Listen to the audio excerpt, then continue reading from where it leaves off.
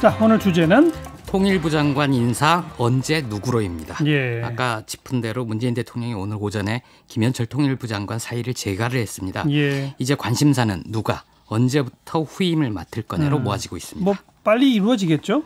청와대 출입기자 경험을 보면 후보군 이름이 나오면 대략 한 달 정도 걸립니다. 후보군을 추리고 검증을 하는 시간인데요.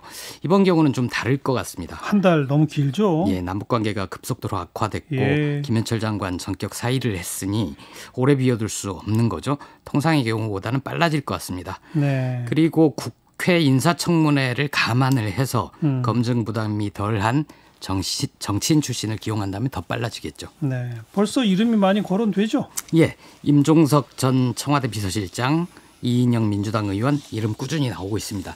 공통점이 보이죠. 학자나 관료 출신이 아니고 정치인이다. 왜 그러냐면 이제 좀 과감하게 지르고 나가는 사람이 필요하다. 이런 인식이 깔려 있는 거죠. 예. 추진력 있게 행동하고 할 말 좀 하며 돌파하는 사람이 필요한 것 같습니다. 거론되는 사람 중에 임 전 실장 같은 경우에 김정은 국무위원장을 만난 적이 있습니다.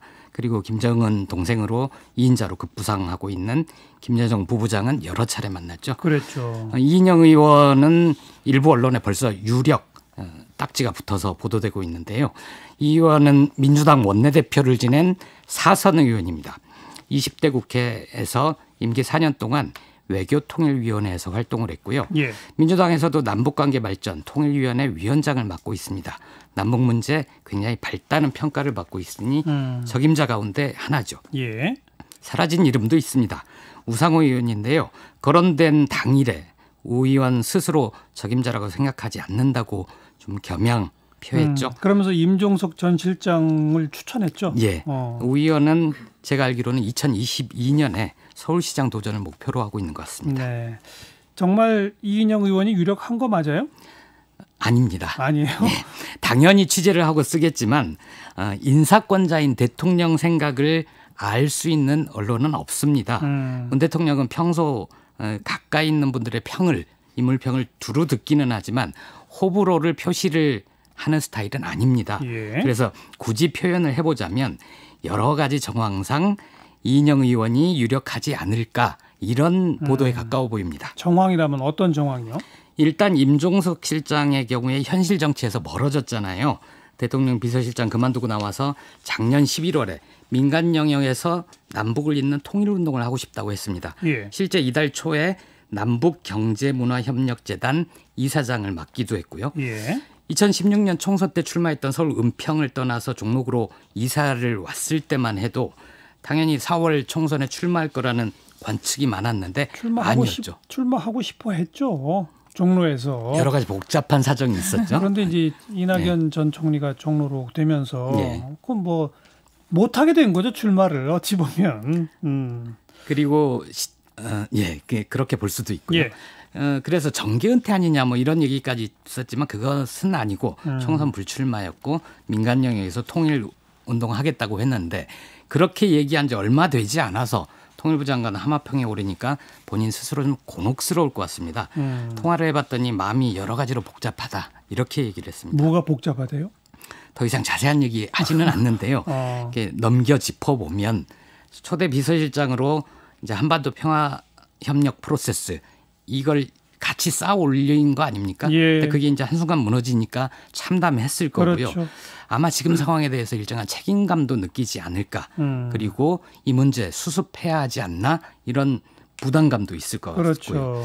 그런데 이제 임 전 실장 경우에는 문 대통령 신뢰가 깊고 청와대 경험도 있으니까 통일부 장관뿐 아니라 청와대 그 안보실장 후보로도 검토가 될 수 있습니다. 네. 다만 이제 민간 영역으로 간 지 얼마 안 돼서 바로 또 이렇게 뭔가를 맡는 게 본인 스스로 부담스러운 것 같습니다. 근데 통화하니까 여러 가지로 마음이 복잡하다라고 했다고 그랬죠? 예. 그러면 맡겠다는 의사일 수도 있어요. 그렇죠. 전혀 할 생각이 없고 그러면 나는 이미 민간 영역으로 온 사람이다 이렇게 답을 했을 텐데 마음이 복잡하다는 건 이거 해야 되는 거 아닌가 이런 책임감, 생각. 부담감 그렇죠. 뭐 여러 가지를 생각하는 것 같습니다. 이인영 의원의 경우는 어때요? 이인영 의원은 이번 당대표 선거에는 출마하지 않죠. 예전에 출마한 적도 있었거든요. 아마 직전에 원내대표를 했으니까 한동안 숨 고르고 싶기도 할 겁니다. 예. 당대표 경선을 건너뛰고 대선 후보 경선 바로 직행하는 거 아니냐 이런 관측도 있거든요. 지금 유력 대선 주자 후보군에는 아직은 거론이 안 되고 거론되지는 있는데? 않으나 충분히 가능성 있는 거고요. 예. 국회의원들이 보통 그 자신의 정치적 미래 없이 선수만 쌓여가는 것 그걸 좀 부담스러워하거든요. 통일부 장관은 어쩌면 이 의원에게 징검다리 성격의 기회일 수도 있고요. 하지만 그 반대일 수도 있는 거죠. 예. 이인영 의원도 고민을 할 것 같습니다. 근데 이 의원은 굉장히 좀 담백한 스타일이거든요. 자신의 미래, 정치적 유불리 별로 따지지 않고 꼭 필요한 일이고 꼭 해야 할 일이라고 하면 할 수도 있을 것 같습니다. 예. 전문 분야이기도 하니까요.